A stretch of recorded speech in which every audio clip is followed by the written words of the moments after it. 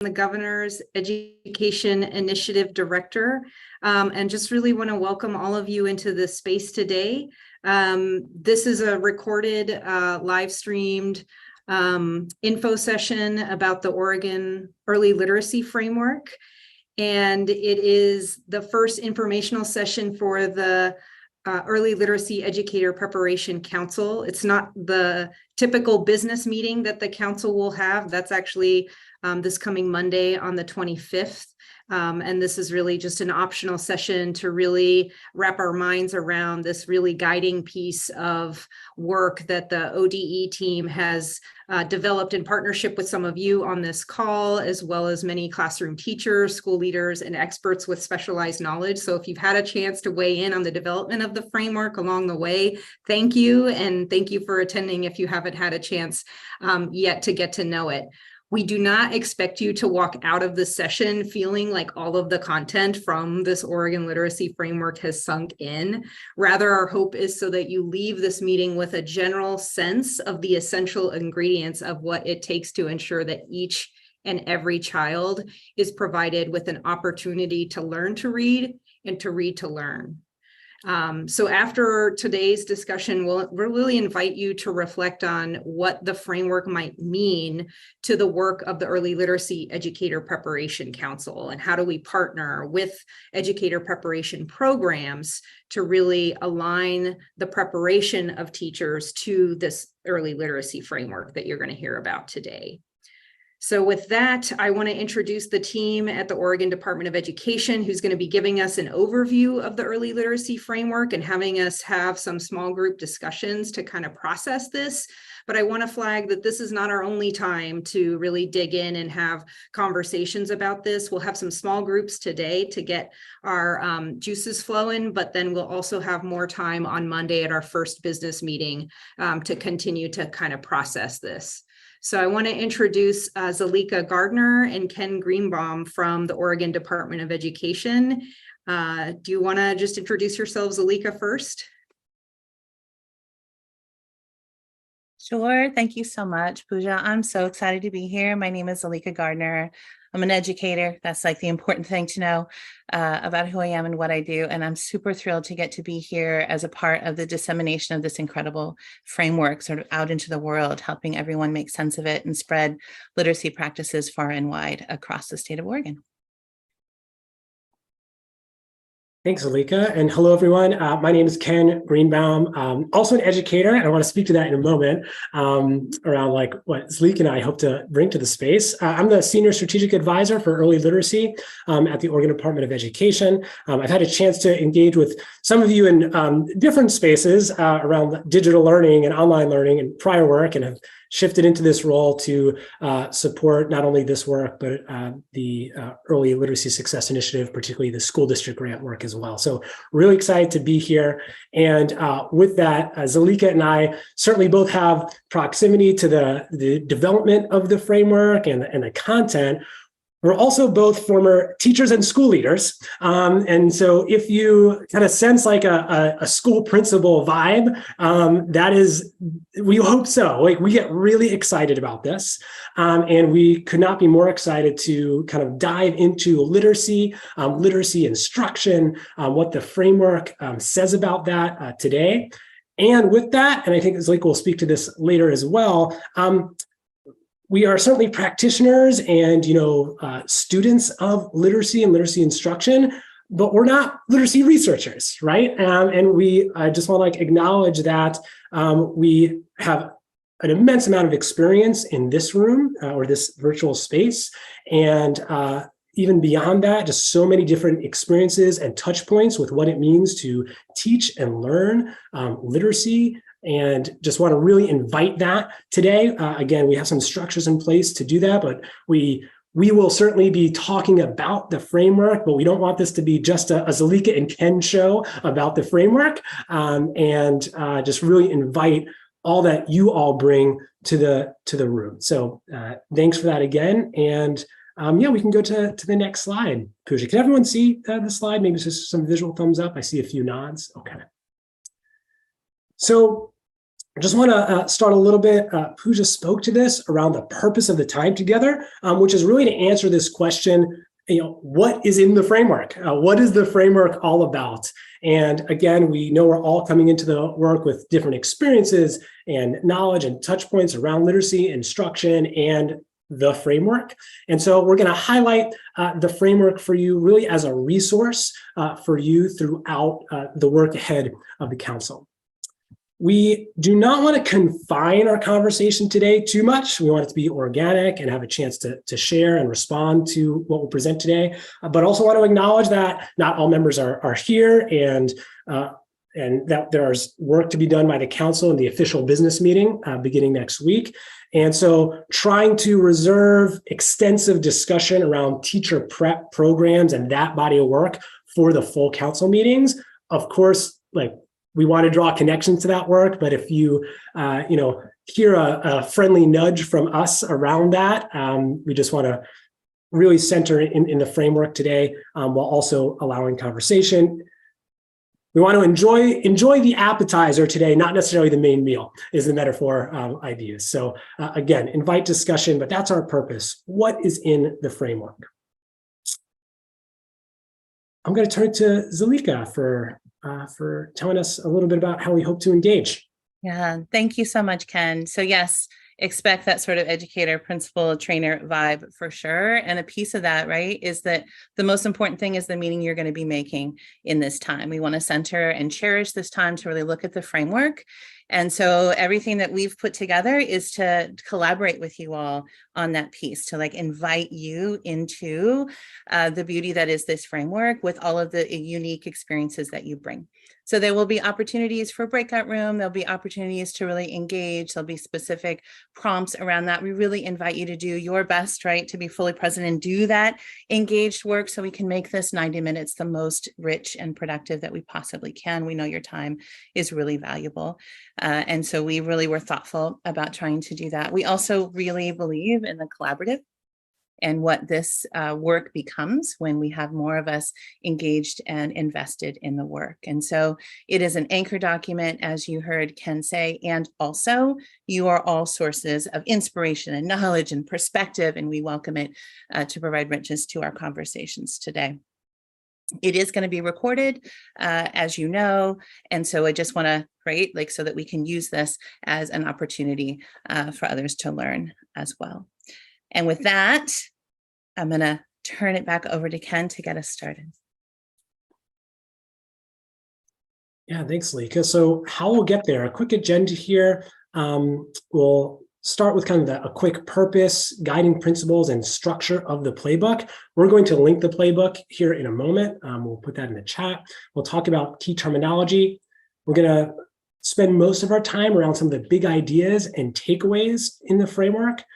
We will really briefly, if time allows, touch upon the playbook, which is not quite as closely linked to the work of the council, but an important resource. And then, of course, provide some resources and close out. We do, in terms of time, we do want to privilege conversation and connection. And so there's a lot of information. We will take a break at 1:45. And if we don't get to every single section of the playbook, the framework, we're going to try. But you have the framework, you have these slides. So just know that we really want to spend time in discussion. If questions arise, we're going to stay in that space. That is okay. And just really hope to engage, provide as much information as we can while still allowing the conversation to go in places that is most helpful. With that, I am going to put the link to the framework in the chat.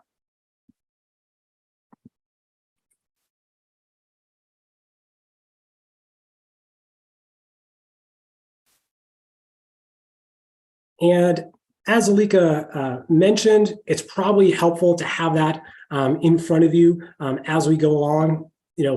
Maybe not the best instructional strategy here, Zalika. We know folks might want to read through it while we're presenting. That is okay, and we'll have some specific moments and pages to reference as we go through. All right. Oh, if we can go back a slide. So Pooja spoke to this a little bit before we dive in.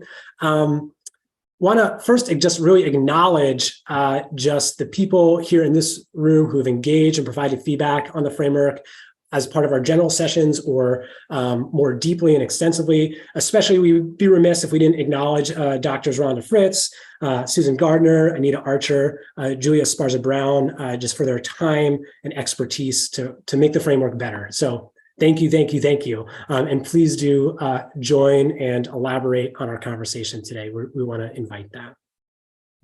With that, so we can tailor the time as best we can to the group's needs.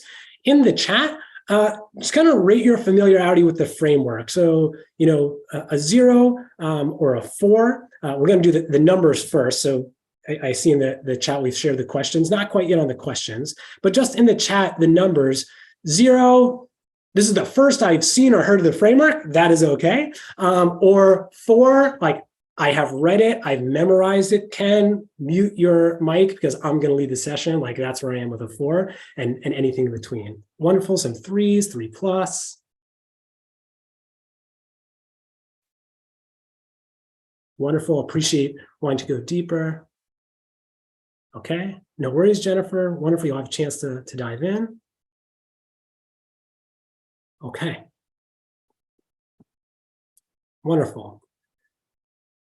So a wide range of kind of familiarity, but maybe tending towards fairly familiar. And so as we go through, that will, again, provide an opportunity for us to maybe dive deeper into sections, and we'll invite places where we can dive deep as a group. So we will adjust. And now kind of those second prompts, and you can put in the chat or unmute and share. What do you hope to get out of today's session? And what, if any, questions do you have about the framework? We might not answer this in this moment, but it will allow us to weave that in if possible today. So I'll just pause here for a moment to allow that reflection.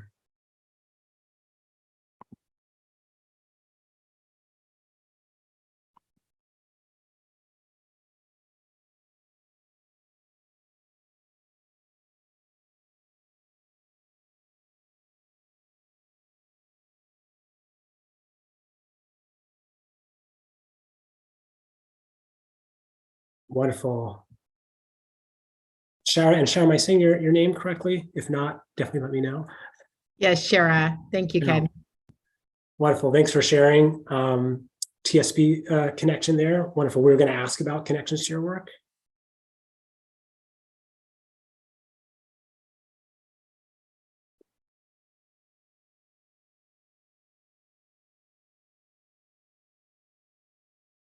And I'm sorry if I want to pronounce your name correctly. Shanaz, am I saying your name correctly? Shawnaz. Shawnaz, my apologies. No, Shawnaz, no apologies necessary. Shawnaz, really appreciate the opportunity to dive in. We hope to create that space. A lot around reflection, discussion, some common themes here, foundational understanding, shared vocabulary. Heidi, thanks for raising that. We're going to speak to that in a moment. How it's being used. Wonderful. So hold on to these because we have some moments where we want to hear from you and from each other around these. Yes, and of course, Senator Dembrow, like the connection to the work here and next week's meeting. So we hope to lay that foundation. Okay. We can go to the next slide. So I'm going to speak, and I want to acknowledge there's additional questions in the chat. We're going to capture those, and if not directly here, we'll circle back to those. Going to nudge us along a little bit. I'm going to give some introductions to the framework and overall purpose and sections, and then we'll transition to really diving into each section. So the purpose of the framework, why a framework? And you can see a few purposes, so to speak, outlined there. A few things to elevate. One is an emphasis on core instructional practices is one thing the framework does, and that's a really important element of why producing a framework, to create that common vision of core instructional practices. And also you'll notice that the framework emphasizes multilingual students and students experiencing disabilities and how instructional practices can really support particularly students who've been marginalized by the educational system in ensuring literacy, instruction, and access to high quality literacy instruction and learning. You'll see the core purpose kind of broke out to 5 purposes, so to speak. And again, in the chat, maybe just put in the chat the number that is most resonating with you, building statewide coherence, fueling action for improvement, so on and so forth. Which of those is resonating for you?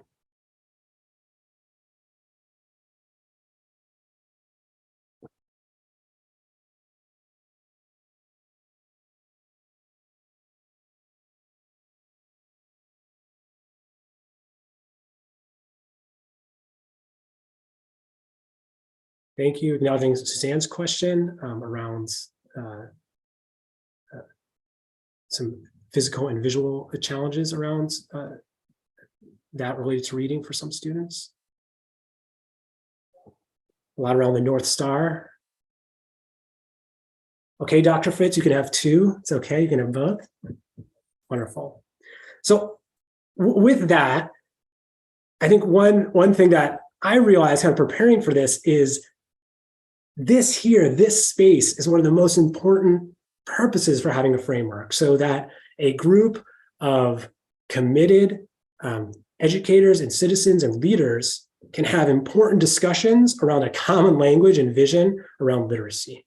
And so, of course, it is written as a North Star for all educators, families, and communities around the state. But this today is a great example of the purpose of the framework. And so just want to acknowledge the importance of this group engaging with this document for this purpose, especially given the work ahead. You can go to the next slide.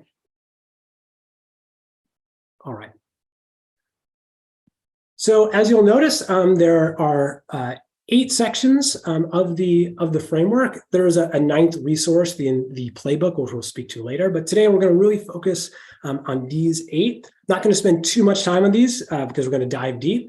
Student belonging as a necessary condition for literacy learning, family and community partnerships, oral language as the root for literacy development, reading models based in research, foundational skills, writing, reading comprehension, vocabulary and background knowledge, core instruction and assessment, and reaching all learners.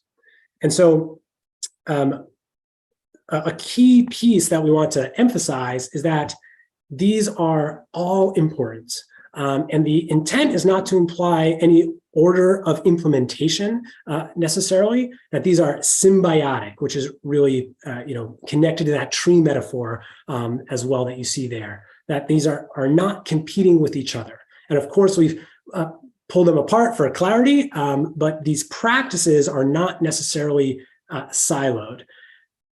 And again, as Zalika and I kind of speaking from the principal perspective, we know that educators have to make choices with time and people and resources. And so that perhaps tension is the word, or that question and navigating that is something that we're really interested in and want to acknowledge that perhaps is going to be a part of our conversation, and maybe challenging some false dichotomies that, one has to happen before or more important than, and just acknowledging that, it is challenging to, implement all of these ideas at a high level in a meaningful space day to day in a schoolhouse. And so with that, we just want to acknowledge that question and also, for the sake of clarity, speak to each one of these elements of literacy.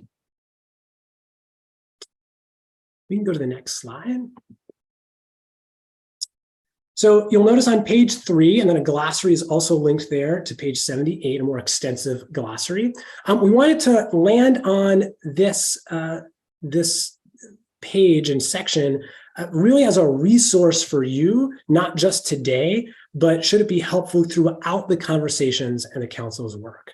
With that, we pulled 4 definitions that we think are particularly close to and foundational to the council's work, and often have different meanings to different people. So with that, we just want to give, let's say, 4 minutes to just independently, on or off camera, whatever feels right for you, in the framework, just read through the definitions for these 4 terms: culturally responsive, early literacy, multilingual learner, and science of reading. just to give you a sense of how we've articulated those and to serve as a foundation, not just for today's session, but moving forward. So we'll pause there for a few minutes and then come back.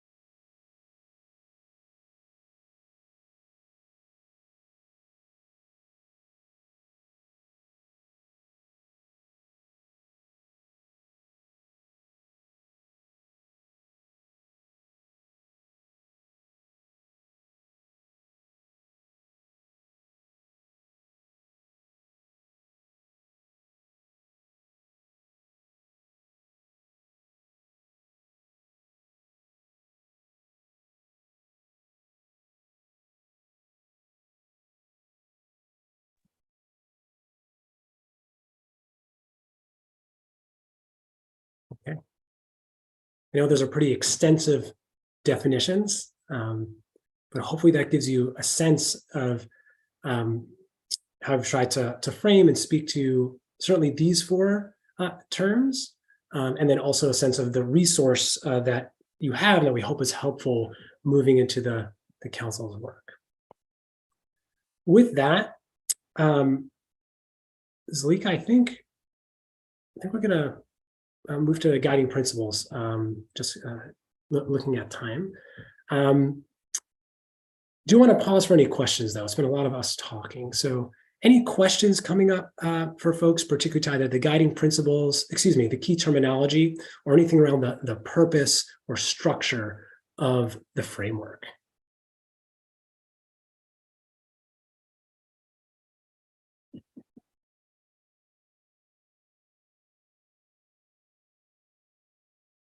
Right, we've either been like really clear or no questions yet, which is okay. We won't spend too long here on the guiding principles. You see the guiding principles that really informed the work of the playbook. The framework. And I do want to elevate the second guiding principle, which is most closely related to the work of the council around educator knowledge and practice as essential to literacy learning for students. And so just a really direct, tight connection between what guided the content of the framework and the work of the council ahead. So with that, we're going to transition to Zalika here to dive into the first section. And Zalika will talk about how we've kind of framed today so that it is both informative, but not just us reading the framework. So with that, I'll turn it over to Zalika. Thank you so much, Ken. Well done. And thank you everybody who's taking the time to do the reading and putting the numbers in the chat. We really do mean it when we say this is a collaborative opportunity to reach for understanding. And the way that we've put together the next slide, so as Ken mentioned, there are 8 sections. So for each section, you're going to see this structure repeated. There's a big idea slide, and we just kind of pulled, the big idea, the sort of organizing principle from the slide. And then in addition to that, you're going to see an overview kind of the content. And then on the next slide, you can just preview the next slide for me real quick. Just go on ahead. you'll see some key takeaways. And the important thing to note, right, we'll briefly go over these key takeaways each time. And then if you notice on the bottom there, key takeaways on page 12, we also tried to give you some reference points to be able to go back. So if you're like, oh, but I want to know and learn and understand more about that, just sort of mark down those pages as you go so that, again, this is an anchor document for you all so that you can go back and gather more information about those different pieces. So you'll see that repeated for each one of our sections, and you'll see Ken and I kind of ping pong back and forth. Also, as Ken mentioned, we have set aside time for some dialogue as you are making meaning of what you are seeing in this framework. So you'll hear 3 sections, and then we'll take a moment to do a breakout room where we'll get a chance to think through our own lens and our own experience and really make meaning together. Then you'll hear another section, right? So you'll kind of know that that rhythm is coming too, that yes, we're going to be talking, and there is some, we're about to embark on this, like a little bit of sit and get, but then we're going to stop so you all can chew on the information together, right? So as that structure, okay? And then going back, let's take a look again at this very first section, student belonging as a necessary condition for literacy learning, right? And Ken very specifically had us start with some definitions because these are deep and complex ideas and people have a lot of different schema coming in, right? Same with belonging. So for us, we want to make it really explicit when we think about those big ideas that like we're talking about culturally responsive, which incorporates high expectations with love, right? So it's high expectations with that specific support because I know this child really well. And then that cultural relevance that's happening within the classroom. I think of it as building a classroom where the children's narrative and experience and relevance is at the forefront of what is valued in that environment. In that culturally responsive way. And of course, and I was talking to somebody earlier about this, that social emotional learning, so key and foundational for anything that's going to require challenge, anything that's going to require, right, that practice and that failing and then practicing again and then talking to a peer and then doing it again, like, which is all we know this early literacy is an opportunity to take a risk and then try again and then take another risk and then try again. And so crafting these conditions of belonging so that as students are making sense of the content, the rest of their brain, that amygdala, all those things we know about neuroscience are going, oh, I belong here. This is a safe place for me. This is a place that believes in me. Those implicit understandings of who children are that make visible to children, the learners that they can become. So now when we look at this second page and we think about what does that mean in the specific, right? When we pull those key takeaways out, go ahead and go to the next slide. Right? Oh, one back. There we go. Right? Again, thinking about this culturally responsive practice, that it requires study and reflection on the identities and cultural reference points of students and of educators, right? That this is a both and collective process. That high expectations requires time. It requires time for educators to really think about what is it that I believe about the capacity, capabilities of the child in front of me, knowing that those implicit understandings frame the energy and the environment in which that student learns, right? Really hugely important.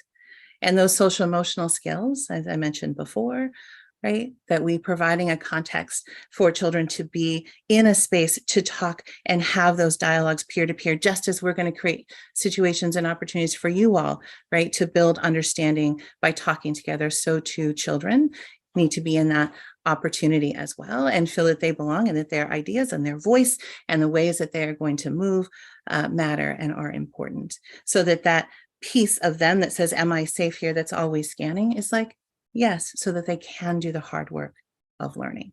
Right? So when we think about our takeaways from belonging as a necessary condition for literacy learning, we're thinking about culturally responsive, we're thinking about high expectations, including the way teachers think about and view their children, and those social emotional skills embedded to provide that context for peer-to-peer, for risk-taking, and for challenge to be a part of children's everyday lives. You can go ahead and go on to the next slide. Right? And we know this like in a core way that family and community partnership, when we all get on page together, children do better. Like we know this. We know that across every facet of literacy development, right? Support and collaboration with families, sovereign tribal nations, community-based organizations strengthens students' literacy.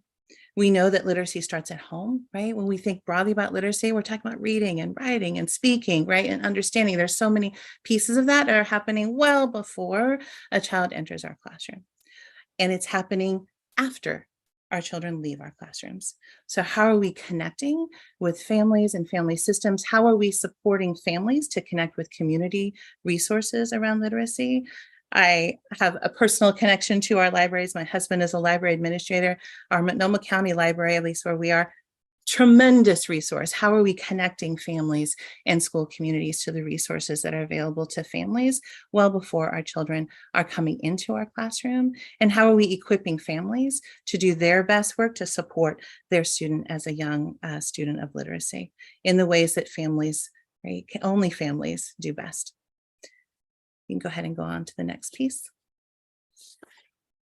So we know, and this is again, when we come back to what is it that teachers and educators are believing and understanding about families, we know that families are the first and most important teachers, right? And that energy alone, right, invites that family engagement, understanding that parents and families are the first and the most important teachers.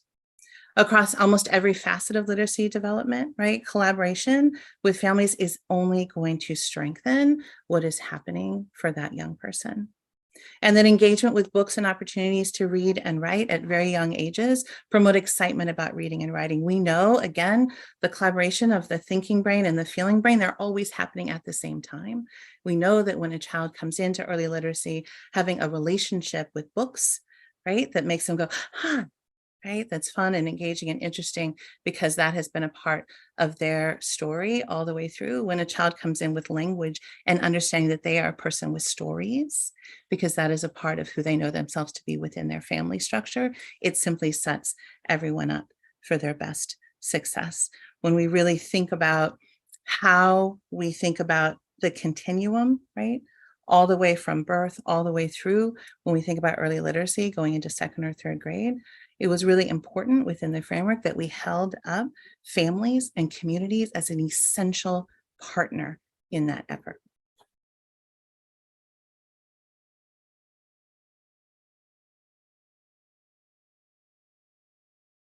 All right. Thank you, Zalika. And I'll dive into section 3 here, and then we're going to have an opportunity to break out into discussion.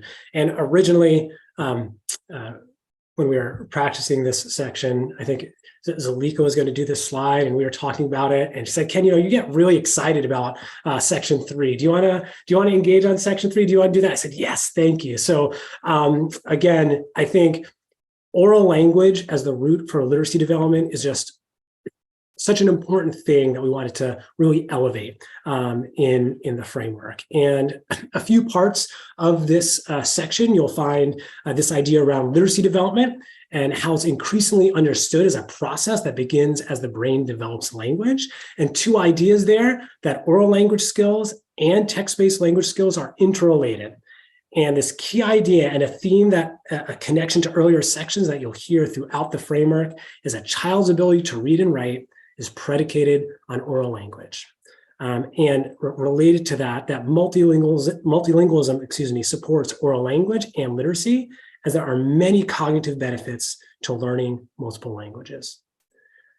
Also, what I think is really important around how we approach this oral language section is not only that oral language development is critical to laying the groundwork for foundational skills, but that it is a core part of a child's identity and a core part of culture. And so this section also dives into an expansive view of oral language, which includes honoring Indigenous languages and knowledge as oral tradition that has kept native languages and ways of knowing alive for thousands of years, in the importance of storytelling, both in honoring cultural identity and simultaneously creating foundational literacy skills or the groundwork to do so.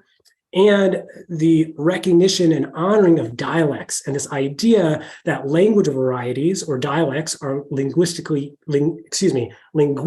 equal, even when they are not socially equal. And this is a topic that is often overlooked, and I think has a deep connection to when we think about teacher preparation, and so navigating those topics. So a really important section of the framework with lots of richness. We can go to the next slide. With these, again, these two key takeaways speak to kind of those two important reasons I mentioned around oral language. Just this really important takeaway that learning to read involves learning about print, specifically how words known from speech are represented in a visual graphical code. And you'll see this connection between this section and some of the others we'll speak to in a moment. And the importance of oral language development before entering formal schooling.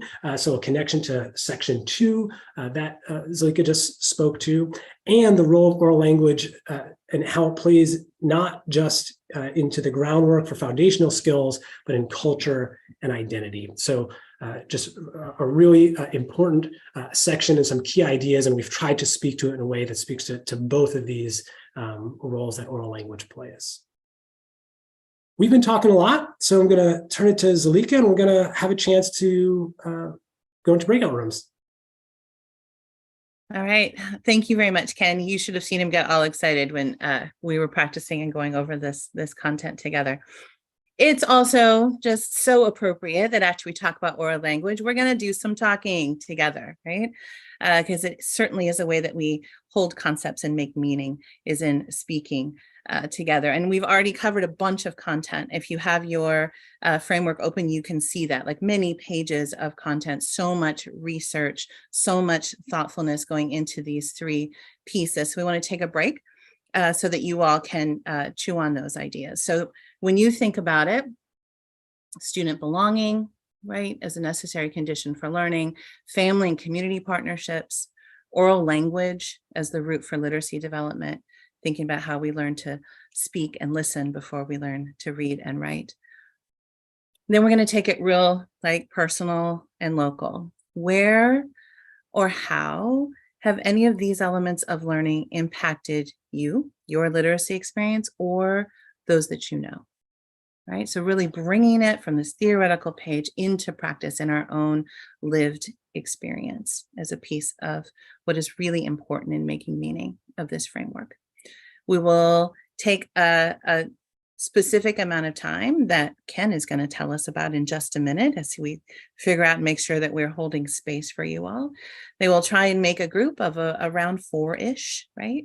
With one of the other people on the call as facilitators, just to be in this space with people as we get to share, right? And think about it. The prompts will be in the chat if they aren't already. I thought I may have seen them just come through so that as we go into our breakout room, we will still have these core ideas for us to think on, right? Where or how have any of these elements of learning impacted your experience or those you know, thinking about belonging, family and community, and oral language, right?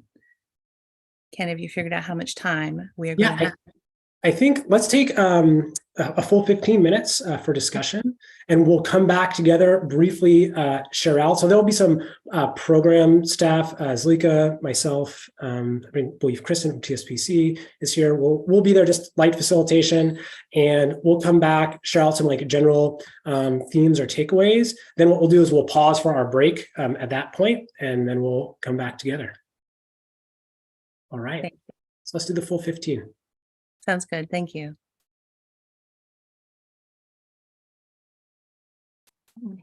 Thank you so much for using this. Thank you. Yes, thank you so much. Welcome back. Welcome back.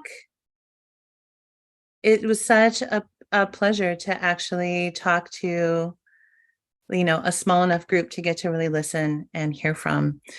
Just to be able to mine the richness a little bit, we'll open the floor for just a couple of minutes. Is there anyone who would like to share out something that really struck them, something that they would just like to hold up for the rest of us to think about and consider as you thought about belonging, family connection, and oral language. I'll just open the floor for a moment. Just go ahead and take yourself off mute if you'd like to and put your idea out.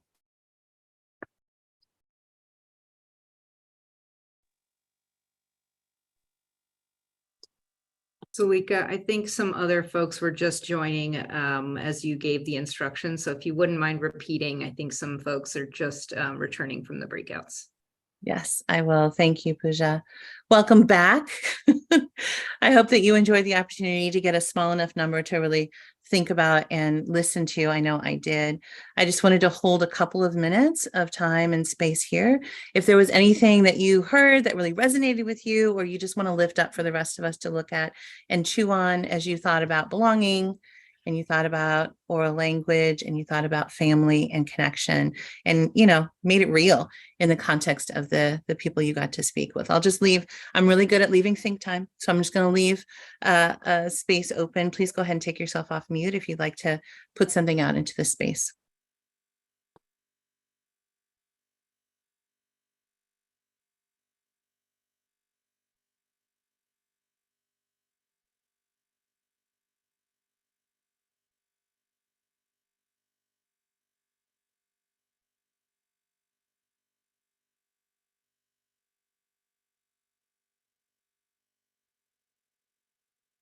I'll share real quick, Zalika, at the risk of my voice continuing to be in the space here. I also want to kind of acknowledge our time here. Maybe we'll make some adjustments, but I just really appreciated a theme around like implementation. I think our group talked about around like the framework broadly, certainly the 3 sections we've covered so far, but the idea is being really important and valuable in the framework, and this question around, okay, how do we implement? What does that look like? Yeah,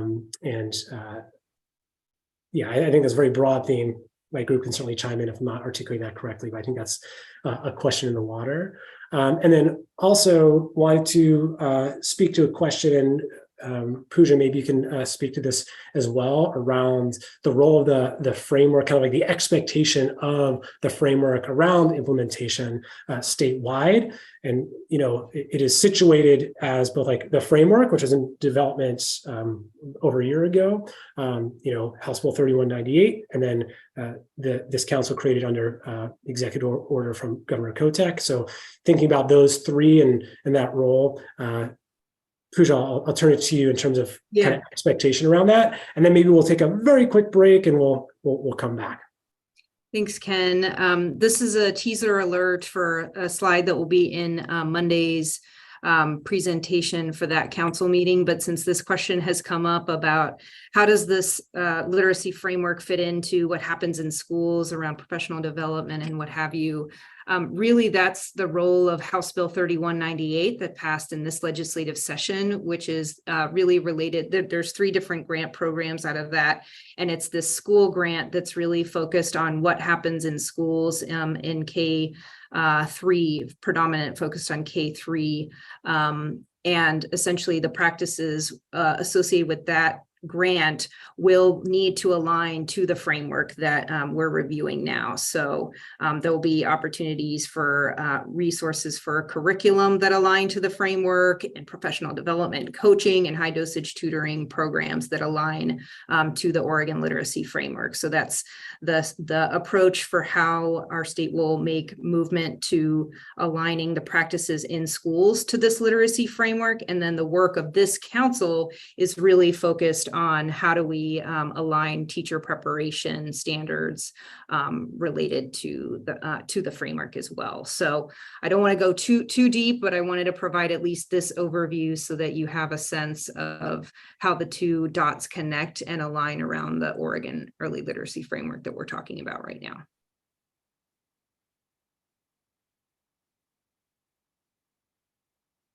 Okay.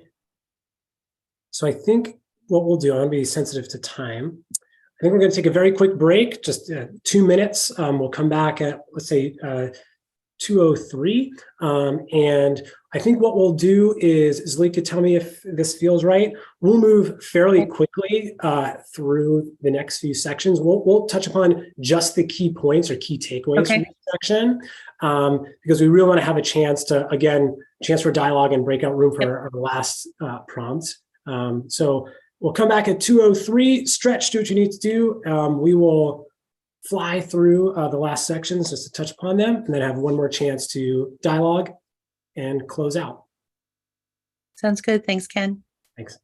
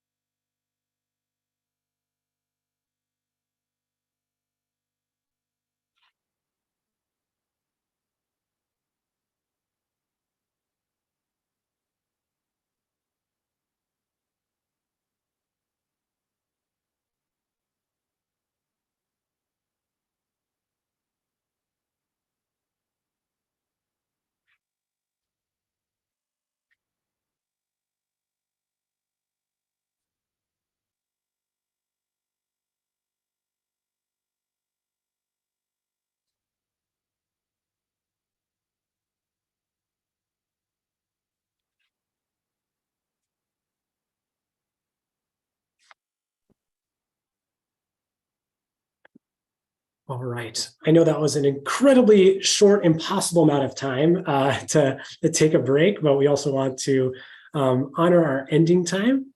And what we'll do again, is like we'll kind of touch really quickly on sections 4 through 8 and just offer another opportunity for dialogue. So apologies for moving fast, and of course, ask a question, unmute, pause as we move along. So section 4. Section 4 outlines 5 models that reflect reading research and really explain how children learn to read. And really the goal here is to provide clarity around how the science of reading is talked about commonly. And so these models are intended to be really helpful starting points to provide clarity around a really complex topic. What I will say is that I think I think another reading researcher, Mark Seidenberg, refers to these as the greatest hits, right? Like this is a good starting point, and we want to honor that literacy research is far broader than just these 5 models. But we wanted to provide some common language, place for discussion and understanding around what research is telling us about how children learn to read. You can go to the next slide. Real quick, again, a really important takeaway. You'll see some convergence generally around the emphasis around word identification and language comprehension and those interactions and how those relate to reading comprehension and really just the importance of accurate and efficient word identification and recognition in terms of what it means for children to be readers and strong readers, I should say. You can go to the next slide. Section 5 really elevates the foundational skills. There's a really strong connection between the research highlighted in section 4 and section 5. Some pieces around this to elevate is really that learning progressions and progressive set of knowledge and skills is a key part of learning foundational skills, and that foundational skills must be taught explicitly and systematically. Particularly foundational skills really matter for multilingual learners in both languages, starting with oral language, building phonological awareness, and developing a wide vocabulary. And there's just so much more that could be said around that that is spoken to in the framework. We can go to the next slide. I think one of the most important images from the framework in terms of like understanding literacy learning, and what I just call out here is a few of what the characteristics I just named, right? Word recognition and decoding next to language comprehension, and really shows the importance of foundational skills alongside language comprehension, such as oral language that you see here that we mentioned earlier. So lots of connections, as well as illustrating a systematic progressive sequence. So we can go to the next slide. These really speak for themselves. That first key takeaway is where I'll really like pause for a moment. This idea that oral language develops naturally through incidental learning in the home and community. Learning to read and write requires explicit instruction in foundational skills. And there's this common theme of systematic reading instruction and intentional progression, which is not the same as silent and boring. I think that's really important. Those can kind of get confounded. So sorry, putting on my principal hat there for a moment, but just like a key idea to pull out of this section and the framework. I'll turn it over to Zalika. All right, I will try and keep up the pace. Well done. So when we think about the foundational skills and all of that, right, they provide the floor, and you need them. You got to have a floor. You're going to walk, you're going to crawl, you're going to dance, you got to something, you got to have a foundation, but it is not the ceiling. There are all these other things, right, that provide richness to a child's literacy experience. So when we think about text-rich environment, background knowledge, there's that oral language coming back. What are the things that kids have had the chance to talk about? What vocabulary are they bringing to the party? The reading comprehension piece, a major, right? We need to be making meaning of the text. That is the whole idea around the word recognition, vocabulary coming together around meaning. And writing, you want to have children practice those foundational skills, practice that blending, practice that phonemic awareness, practice those phonics, practice those word parts, write. Right?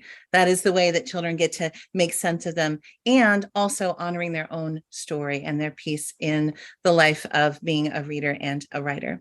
You can go ahead and go on to the next slide. All right, so key takeaway, foundational skills are essential to breaking the code. There's no, we agree. Foundational skills are essential in breaking the code. However, they're insufficient to develop deep literacy learning. We want children who love reading. We want children who are meaning makers. And so there is integration and connection with other literacy skills. Writing practice helps solidify and make use of and apply the foundational skills that need to be systematically presented to our young children so they can connect in meaningful ways. Reading comprehension and writing instruction permeates all the grades. Never stops. It is what we're doing when we think about creating literate humans.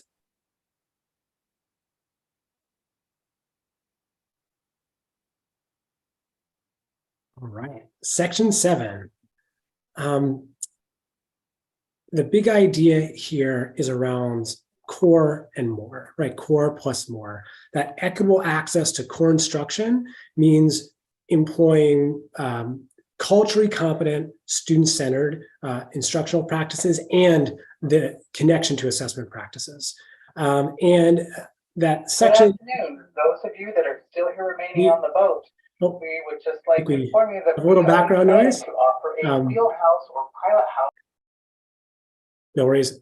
And in our breakout room, Dr. Archer, we know, is on a boat and joining us from a boat. So thank you for your commitment. So no worries. Appreciate that. All that being said, assessment as an accelerant for learning and proactive, and that formative assessment, that thoughtful, culturally responsive assessment is not just about benchmark and summative assessments, but formative assessments that inform educators and teachers around student need and strength. And 3 characteristics you see there around coherent, comprehensive, and continuous assessment systems. And so you'll find these core ideas around core instruction, assessment, and that role in literacy learning in section 7. You can go to the next slide. I spoke to these just now, but the one idea that is certainly in section 7 and other sections is this idea of a coherent, high-quality instructional curriculum and materials that are aligned across assessment, instructional strategies, and speak to the ideas in the rest of the framework as a critical part of equity of access and student learning. So another emphasis that's spoken to both in this sections and a few others. And again, this idea of formative assessment, multiple methods of assessment, creating a true picture of student strengths and needs.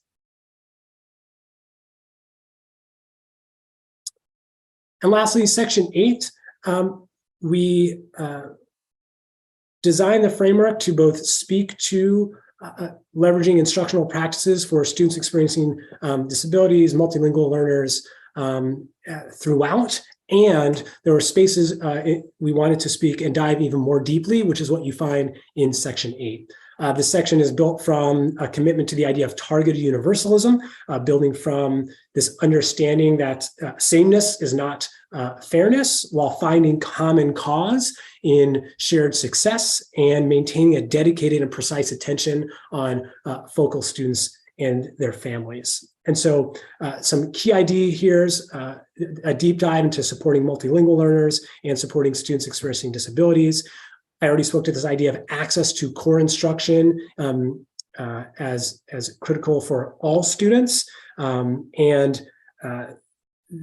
We also elevate dyslexia policies and practices that are already a part of Oregon statute and rule. So we elevate those and speak to those in the context of the rest of the framework, and also supporting talented and gifted students and speaking again to important equitable assessment practices. I know I did not do section 8 justice there. It's a really, really critical and rich section. Want to note, as you dive into the framework, you'll see on the bottom corner here, the key takeaways pages. There are 3 key takeaways throughout that section, so please don't miss those. The other sections have just 1 key takeaway at the end of each.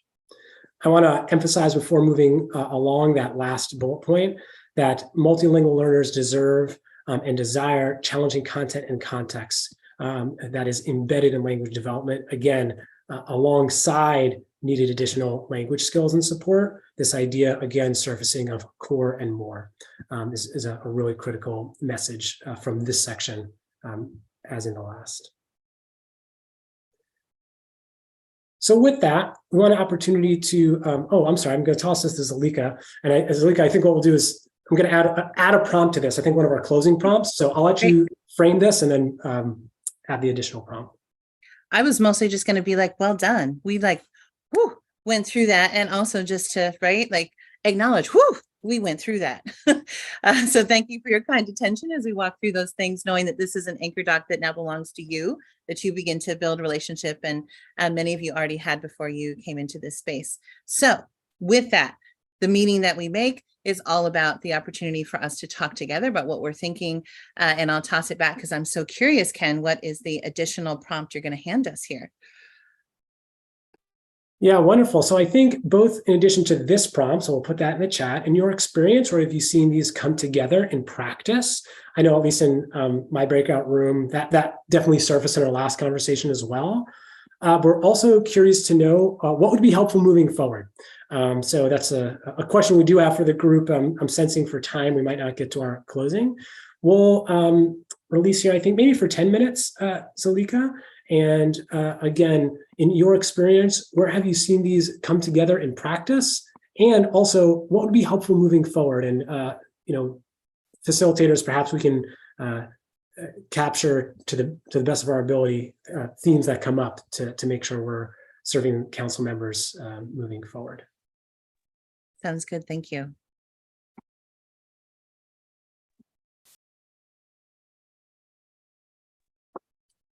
Welcome back. Welcome back. So Ken's original invitation for facilitators, we literally have time for a headline.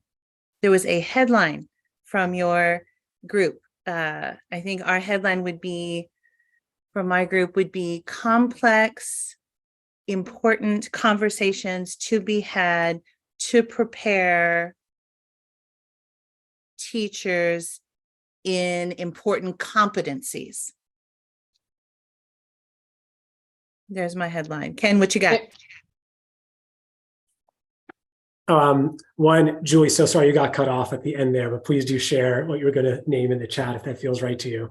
Our headline and group, tell me if this is off base, I think is translating the ideas of the framework in this conversation to the work of the council so that it impacts real results and meaningful movement in teacher preparation. I'm seeing some head nods that okay.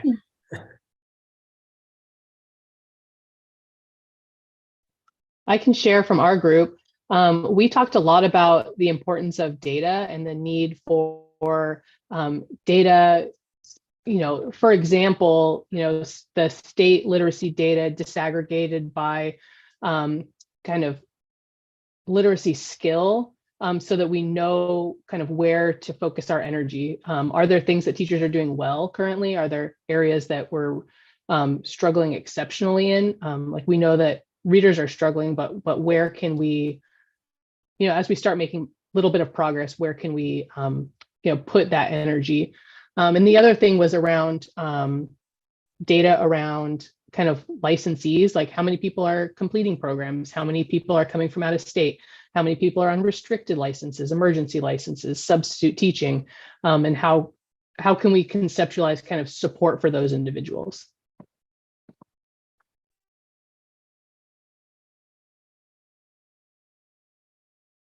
Thank you. So with that, I think we're going to wrap up. I don't think we have to show our final slides. I'll just point to them. They do speak to the early literacy playbook, which is another tool included in the framework. It's a third-party instruction partners, does a lot of work around essentially systems implementation. So really important and a tool there for districts in terms of thinking about implementing the framework. And also just some resources that highlight really within the framework, places to look if you'd like to dive deeper into certain topics. And again, just deep gratitude to all of you and for the time. Please do reach out to us directly through Pooja and other program staff. We want to be a resource for you in terms of what the framework is or isn't for that matter, as kind of an anchor document through your work as a council. I believe you have access to the slides. There we go. And I will maybe turn over to Pooja if you want to close out. Yeah, well, thank you so much, Ken and Zalika, for sharing with us, kind of walking through the framework, and Kristen as well for the facilitation support, and to Alex and Nolan for helping all of the techniques that make everything roll, and to all of you for showing up today. I know all of you are super, super busy, so thank you. And we're really excited to kick off the council's work on Monday and continue to make meaning of what it means to translate this framework, to map it into what's happening in educator preparation programs and building off of the strengths there. So much more to come, and thank you all for attending today.